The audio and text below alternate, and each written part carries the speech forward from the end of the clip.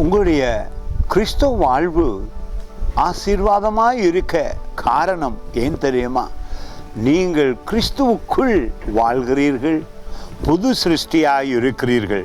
அது மட்டுமல்ல, பூமியிலே இயேசு கிறிஸ்துடைய பாதம் பட்டதினாலே அவர் நம்மை அறிந்திருக்கிறார். அவரை நேசித்து நாங்கள் மறு வாழ்வு அடைந்தோம். விசுவாசமே உலகத்தை ஜெயிக்கும். நீங்களும் கிறிஸ்துவை போல பூமியில ஜெயமாய் வாழ முடியும். இயேசு எப்படி பூமியில வெற்றியாய் வாழ்ந்தாரோ பிதாவுடைய அன்பில, நீங்களும் கிறிஸ்துடைய அன்பில ஆசீர்வாதமாய் வாழ முடியும், மகிழ்ச்சியாய் வாழ முடியும். பாருங்கள், இந்த வார்த்தை உள்ளத்தை தொடுகிறது. 1 யோவான் புத்தகத்திலே 4ஆம் அதிகாரத்திலே 17வது வசனம் மிகவும் அருமையாய் இருக்கிறது.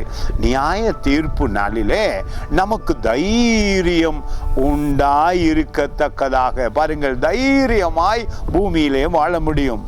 அன்பு நம்மிடத்தில் பூரணப்படுகிறது.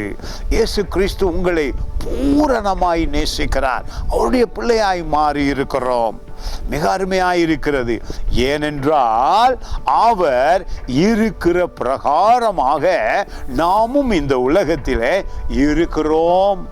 கிறிஸ்து எப்படியாய் பூமியிலே இருந்தாரோ அதை போல ஒரு அதிகாரத்தோடு எதிரிகளை விரட்ட, வேதனைகளை விரட்ட, வியாதிகளை சுஸ்தமாக்க அதிகாரத்தோடு பூமியிலே இருக்கிறோம்.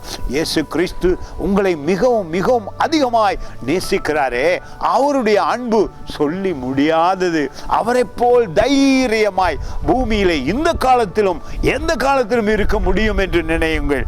நிச்சயமாக இயேசு கிறிஸ்துவோடு வாழ்கிற நமக்கு எதிரிகளால் கொண்டு வரப்படுகிற எல்லா உபத்திரவும் பாடுகளையும் எதிர்த்து நிற்க முடியும். உங்கள் குடும்பம் ஆசீர்வாதமாயிருக்கும். உங்கள் பிள்ளைகள் ஆசீர்வாதமாயிருப்பார்கள். காரணம், இயேசு கிறிஸ்துவை உங்கள் சொந்த இரட்சகராய் ஏற்றுக்கொண்ட உடனே அவருடைய அதிகாரம் உங்களுக்குள்ளே வாசம் பண்ணுகிறது.